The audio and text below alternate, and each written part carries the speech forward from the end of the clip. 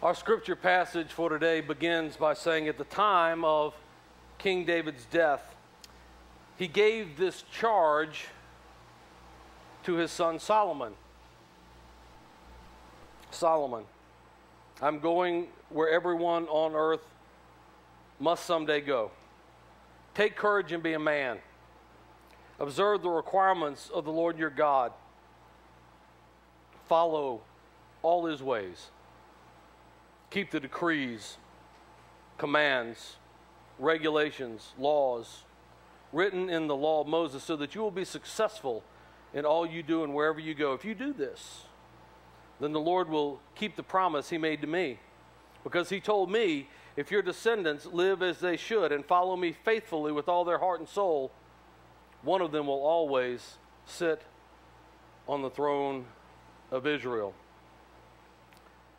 Former Colorado Governor Richard Lamb said, future historians will see the best multiple factors that led to the decline of America. But I suggest one of the major factors will be the failure to replace ourselves with enough stable children born to families with the ability to raise successful children. And what Governor Lamb is talking about is heritage or legacy, and our failure to receive it, embrace it, enrich it, and then transmit it to future generations. Our message this morning is about a father, a dad, trying to transmit his heritage to his son, to the next generation, and the next generation. King David calls his son Solomon to his bedside. His dying wishes for his son. Those of you who are parents in the room, think about what you would want to communicate to your children with your last breath. What's the most important thing that you can say to your kids? I suggest to you this morning there are three things that we can pull out of this passage of Scripture, which covers about 3 chapters of 1 Kings. And the first, I think, is David telling his son to be a man. It says so. Right there in the Scripture. Take courage. Be a man. So often we have attempted political correctness in our translations of the Scriptures. We leave out the word man and we insert something else. Now, I'm all for where brothers and sisters are appropriate, use the words brothers and sisters. If they're talking about the faithful, that's both people. But so often, in our modern day translations, we're afraid to use the word men. For instance, Corinthians chapter 16, verses 13 and 14. Paul is telling the church, be on guard, stand firm in the faith, be courageous. If you do a word study on the original language there, it says be a man. Be strong and do everything with love. Notice that he tempers all of those manly things also with a very godly quality as well, doesn't he? Do everything with love. So what does it mean to be a man? What does it mean to be a man in God's church today? What does it mean? I want to share another brief clip with you.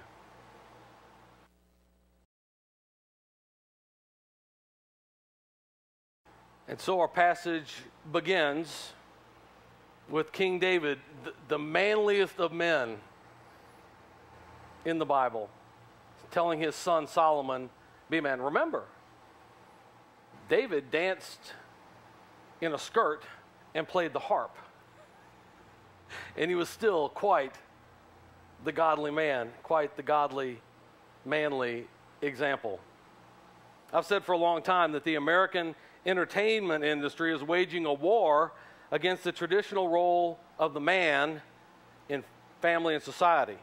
If you don't believe me, then why is it that in most sitcoms, the man of the house, more often than not, is the brunt of the jokes, the laughingstock, and the last one to whom the kids would ever turn for advice or help?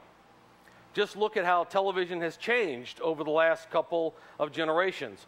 Gone are shows like Leave It to Beaver, Father Knows Best, Bonanza, or Gunsmoke. Where are those men in our lives? The popularity of shows like Friends and Seinfeld, The Big Bang Theory, How I Met Your Mother, and 2.5 Men have done their share to hurry the demise of American masculinity. All of these shows are filled with strong women surrounded by whiny, narcissistic, metrosexual little mama boys who whine from one episode to another while always looking for the next casual sexual encounter, happy hour, or free buffet. Don't believe me? Turn on the TV. Am I right or am I wrong? I'm right. You just need to go and say it because I'm not going to admit I'm wrong anyway. Ask my wife. It never happens. In a recent article in the Chicago Sun-Times, author Jerry Garibaldi, Jerry is a woman, by the way, writes, "Since I started teaching several years ago, after 25 years in the movie business, I've come to learn firsthand that everything I learned about the feminization of our schools is real and far more pernicious to boys than I had imagined." Christina Hoff Sommers, who was absolutely accurate in describing in her 2000 bestseller, The War Against Boys, she talks about how feminist complaints that girls were losing their voice in a male-dominated classroom has prompted the educational establishment of the United States to turn schools upside down and to make them more girl-friendly to the detriment of males. Now, you got to listen to the whole sermon. I gave that disclaimer on the way out, so you got to bear with me. Don't click me off. Only 65% of boys earned high school diplomas in the class of 2003, compared with 72% of the girls. Girls so outnumber boys on most university campuses that many, like Kenyon College, have begun to practice affirmative action for boys in admissions. As in high school, girls are getting better grades and graduating at a higher rate on every level in society.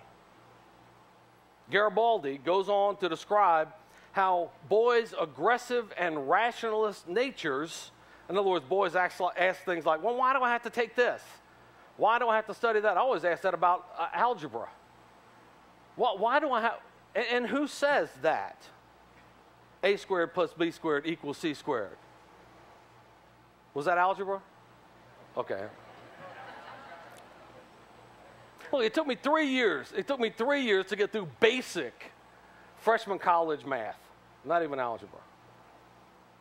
She says that these boys' natures have caused a backlash in the American educational system.